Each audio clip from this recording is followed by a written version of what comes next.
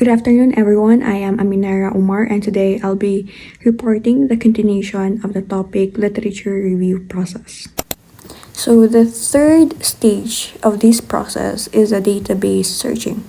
So, database searching, it is an iterative process. What do we mean by iterative? It involves repetition at various stages. During the search, researchers continually gain insights into the topic, including relevant keywords and concepts, which often necessitate refining the research. So, in some cases, the process is repeated to explore different databases or to focus on specific authors within the field.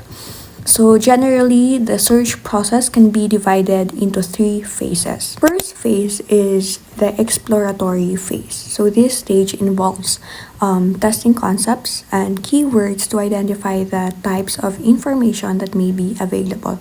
So during this phase, searches are conducted in interdisciplinary databases such as Google Scholar, Web of Science, EBSCO, ProQuest, or Academic Search Complete. So in this phase, this is more of like a general searching. The second phase is the subject-oriented searching. So in this phase, this approach involves the use of subject-specific databases, such as those provided in the library guides, to identify key authors and publications relevant to the field of study. So for example, if you are a med student, you can use the PubMed kasi the articles or books that are published there is for medicine or med students or doctors. Another one is the ERIC. These one are used by the educators, language students, education students, and other who are connected or related with those courses. The third one is the IEEE Explore. This database is used by the engineers, and then the JS Store is primarily used by us, mga language students, or any courses that are related to social sciences and humanities. The third phase, this is citation searching. This method entails examining the references cited in highly regarded articles to ensure that seminal or foundational works have been identified. So for example, is that after finding a key article, you can check who cited it or what it cited. So the fourth stage of the process is review results.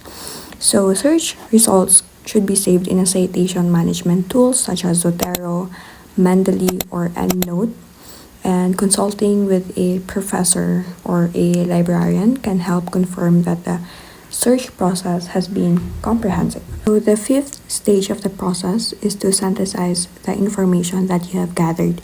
So synthesis refers to the process of presenting what has been found in a clear and concise manner while highlighting connections across different studies. So it goes beyond simply summarizing individual sources and instead integrates them to show patterns, relationships, and gaps in the existing body of knowledge. So to effectively synthesize related works, so the following or the three strategies can be applied. So the first one is to organize the literature into categories.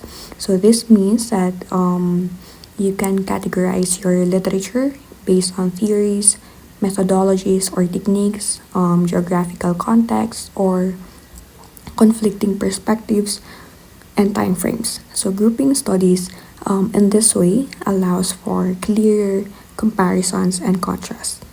So the second strategy is to explain how the research has evolved over time. So we are talking about the chronological order of a study on its, the progression of the ideas on that specific field. So the third one is to draw conclusions and summarize what has been done in the past. This step emphasizes the major contributions of prior studies and identifies the existing gaps and lays the groundwork for further investigations. So the seventh stage of the process is to analyze the information gathered. So analysis is a critical component of the literature review because it goes beyond summarizing existing studies and leads to meaningful insights. So through analysis, the researcher contributes to the field by identifying what has already been established, highlighting what remains underexplored, and positioning the current study within the ongoing scholarly conversation. So this only means that you are justifying the rationale of your study. So analysis provides the foundation for justifying why the research is necessary, demonstrating how existing studies fall short, and explaining how the current work or your present study aims to build upon or extend prior knowledge. For example, instead of writing Fairclough analyzed political discourse in Europe, Van Dyck also studied political language. Some studies focus on Obama. These and that you can actually analyze like this. Although Fairclough and Van Dyck provide robust frameworks for analyzing ideology in political discourse, their focus has been predominantly Western. Studies of Obama and Trump reveal the persuasive and ideological dimensions of political rhetoric. Yet, these findings cannot be fully generalized to non-Western contexts. So in that sentence, starting from yet, it shows underexplored situation of the study.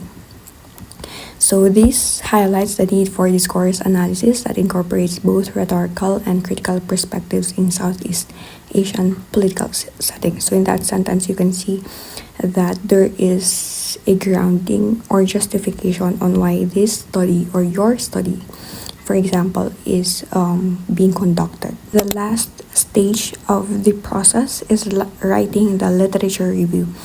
This stage is an essential part of any research process as it establishes the foundation of the study by presenting what has already been explored and how the current work will contribute to the field. So to create a coherent and comprehensive review, there are 3 steps that you may consider. So the first one is to choose an organizational structure. So this may be arranged according to themes, approaches, concepts, or methodologies. For instance, the review may be organized into sections. Diba? For example, is what we did on English 198. Number 2 is to organize the citations. Focus on works that are directly related to the research questions, meaning choose only the study that will solidify the claims of your thesis or your study. And the last one is to compile the bibliography. So ensure that all references are properly documented and formatted in accordance with the required citation style. What is citation style? Citation style is a standardized system of referencing sources in academic and professional writing. So they provide rules for how to credit the authors, the researchers, or organization whose ideas, words, or data you use. So each style advises how to format in-text citations and bibliographic entries. So we will discuss the 2 most common citation style, which are the APA and the MLA. First one is the APA or the American Psychological Association. The latest format or edition is the 7th edition. It is an author-date style of academic writing developed by the American Psychological Association that is used for citing sources and formatting papers in the social sciences. So this citation style is primarily used in social sciences like psychology, education, and business. In APA style, commonly used in social sciences, the citation begins with the author's last names and initials, followed by the year of publication in parentheses. The article title is written in sentence case, only the first word and proper nouns capitalized, and the journal title appears in italics with the volume number also italicized, the issue number in parentheses, and the page range listed. Finally, the DOI is included as a clickable link. Next citation style is a MLA, the Modern Language Association. The latest edition is an ninth edition.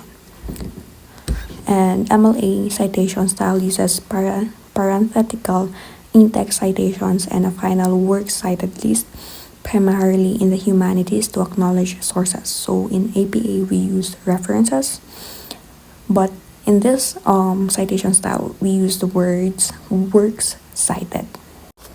The MLA style, often used in the humanities, presents the author's full names and places the article title in quotation marks, using headline-style capitalization. The journal title is italicized, followed by the volume, issue, year of publication, and the page range, written as P. Overall, the APA emphasizes the year of publication and DOI to highlight accessibility of the research, while MLA emphasizes the author names and publication details to highlight authorship and the source's textual context.